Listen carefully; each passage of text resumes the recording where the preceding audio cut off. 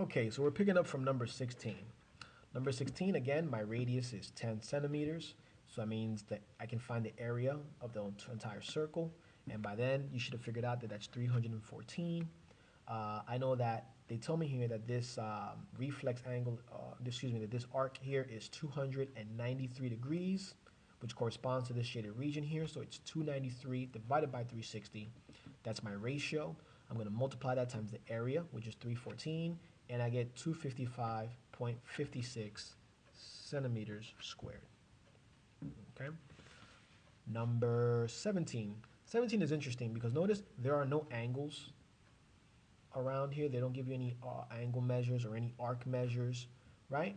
But I do have a radius, so I can find the area of the whole circle. So when I do my pi r squared, the area comes out to be 66.44.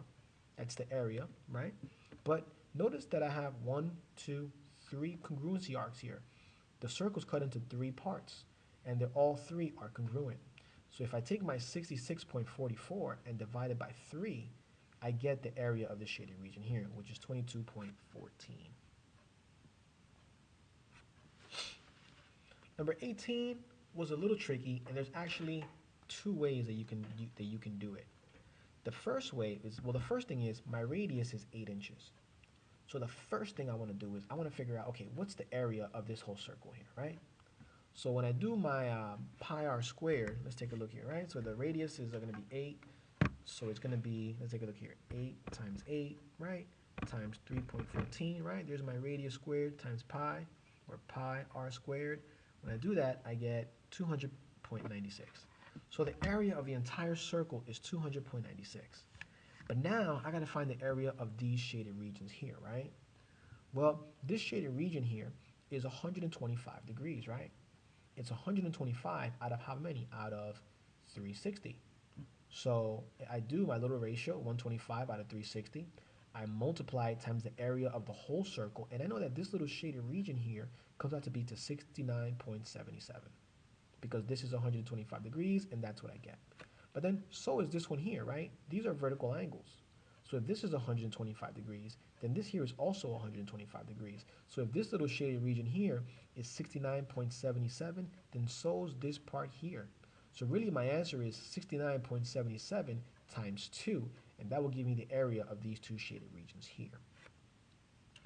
Another way you could have done it is, well, wait a minute, if this is 125 degrees and this is 125 degrees, well, together they make up 250 degrees out of the 360.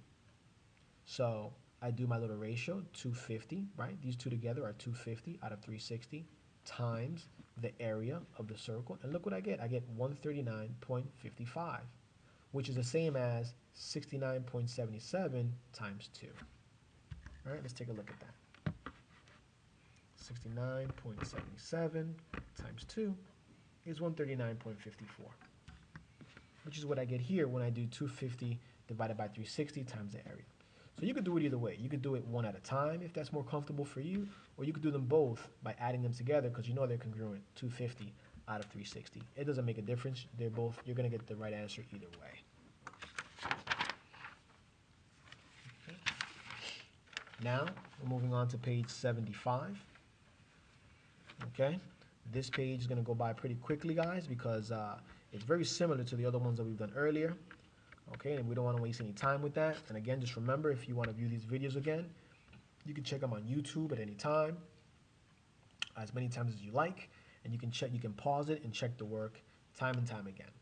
So let's take a look here for number 6. The area is 200.96 feet squared.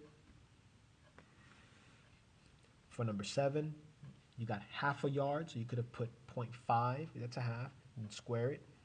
And then you're going to get 0.5 times pi, which is going to give you 0.785 yards squared. Number 8, by the way, these are just areas, right? So we're just finding the area here. There's no ratio to use here. For number 8, though, I do have a ratio. Well, they give me my radius of 6, so I find the area. I know that this is 90 degrees, so I do my little ratio and multiply it times the area of the circle. That gives me 28.62 centimeters squared. Let's move to question number 9. Again, I have a radius of 10. So I find the area here, which is 314 inches squared. I have this arc here, which is 60 degrees, so I can do my ratio, 60 out of 360. I multiply that times the area, which gives me 52.33 inches squared. Number 10 is just like number 9. My radius is 8.5, so my area is 226.86. Sorry about that, that's my area. I know that this is 200 degrees, so I set up my ratio, multiply it times the area, and I get 126.03 meters squared. Number 11, again, I don't have any arc lengths here, right? So I'm not going to use my ratio. But I do know that the radius is 24, so I can find the area of the circle. And then I know that the circle is broken up into 3, see the little congruency dashes here? It's broken up into 3 congruent parts. So if I take my area and divide it by 3, it's going to give me the area of the shaded section here, which is 602.88. Now, number 12 is that question that we talked about earlier, right? I have a big circle here that has a radius of 4 inches. So what I did was I found the area of the big circle. Area is pi times r squared. My radius is 4, so it's 4 squared, so it's 16 pi. So the area of this whole big circle here, if it was filled in, is 50.24. Then I take the area of the little circle, which has a radius of 2, and that area comes out to be 12.56.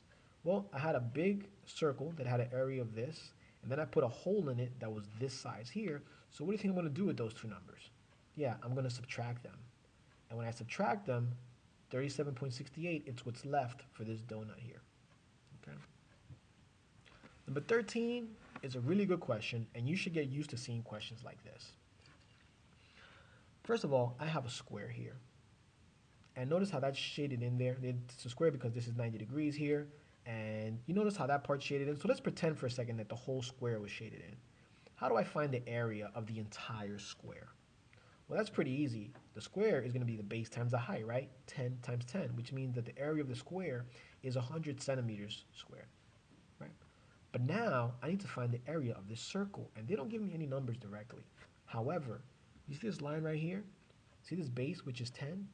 Well, if this base is 10, that means that going from one end of the square to the other end of the square is also going to be 10 units, which ends up being the diameter of this circle. So if this has a base of 10, this circle has a diameter of 10, which means that my radius is going to be 5. And once I have the radius of 5, well, now I have everything I need to find the area of the circle that I'm going to be cutting out from the square. Here's my formula for the area of circle. Area is equal to pi times r squared, which is going to be pi times 5 squared. 5 squared is 25. 25 times pi gives me 78.5. So the area of this circle here is 78.5. But I want the area of the shaded region. I want the area of the shaded region. So how do I do that? How do I find the area of the shaded region?